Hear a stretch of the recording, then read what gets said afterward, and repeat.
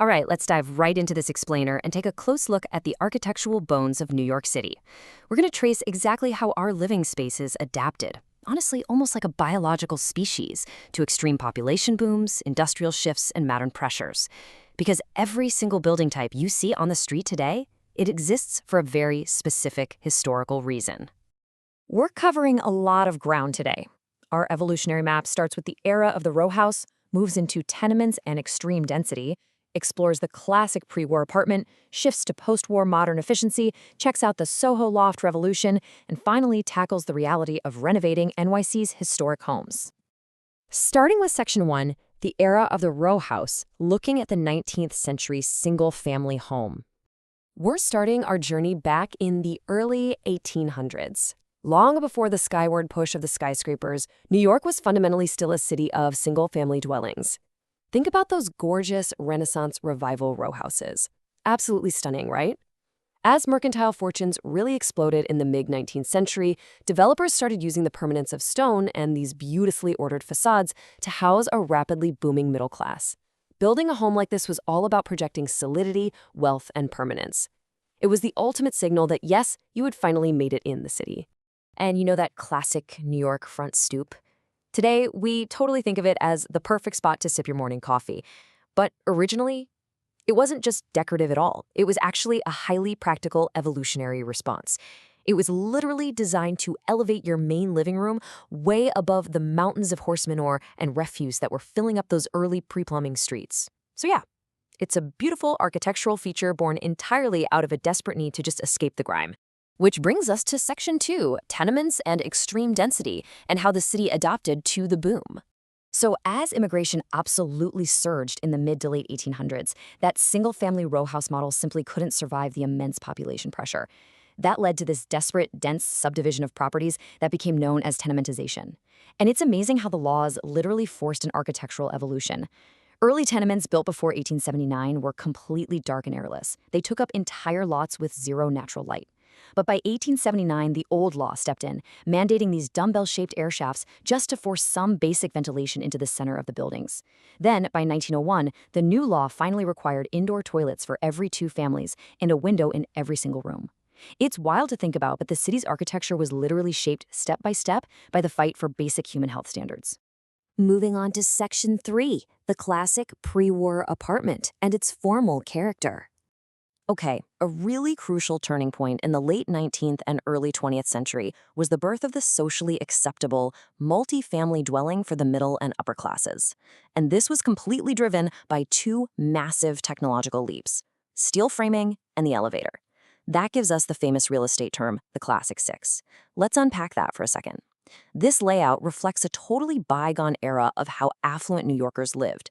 It was explicitly designed for live-in servants, which is exactly why there's a tiny maid's room tucked in the back, and it featured highly formal, separate entertaining zones. Since cooking definitely wasn't a family activity back then, the kitchens were totally isolated, and honestly, those original bathrooms were surprisingly cramped. When you break down the anatomy of these pre-war spaces, it totally makes sense why people still obsess over them today. They boast this incredible, formal character.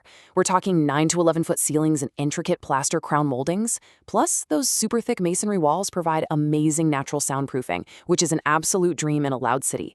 But there is a catch. Beneath all that gorgeous plaster, you're usually dealing with century-old knob-and-tube electrical systems and aging cast-iron pipes that are, quite frankly, just waiting to fail. Now for Section 4, post-war modern efficiency and the functional shift. After World War II, the city's architecture shifted dramatically toward modern efficiency, completely changing and standardizing the spaces we inhabit today. The contrast between these eras is completely stark. Post-war apartments entirely ditched the ornate plaster and strict room divisions of the past. Instead, they favored adaptable, open-concept floor plans. Now, sure, they might lack the architectural drama of a formal pre-war dining room, but this openness actually aligns perfectly with how we live and entertain today. You know, where the kitchen is really the vibrant center of the whole home. So the bones of a post-war apartment are completely different. You're looking at typical 8-foot ceilings, very minimal ornamentation, and drywall over concrete slabs. And while they definitely lack the romantic charm of a Brooklyn brownstone, they offer this highly efficient canvas. Seriously, if you've ever tried to hang a heavy flat-screen TV on crumbling 100-year-old plaster, you will instantly appreciate how straightforward and forgiving these standardized post-war materials really are. All right, Section 5, the Soho Loft Revolution and the Power of Adaptive Reuse. Meanwhile, downtown in the 1960s, a radical architectural pivot was happening. Artists started illegally occupying abandoned industrial cast iron buildings in neighborhoods that manufacturing had just left behind. Hell's 100 acres. That is literally what the fire commissioner called Soho back in 1956. No way, right? But it really captures just how dangerous the neighborhood was at the time. These century-old buildings were sitting completely empty, either sagging under the weight of heavy machinery or packed with highly flammable rag storage. It was this desolate, incredibly dangerous wasteland long before these raw spaces were repurposed into some of the most coveted residential real estate on the planet. By 1971, the city finally created zoning that allowed joint living and working spaces, but, and here's the catch, only for certified artists. To legally live in these manufacturing zones, artists literally had to prove their artistic commitment to a committee using a rigorous 5-step process.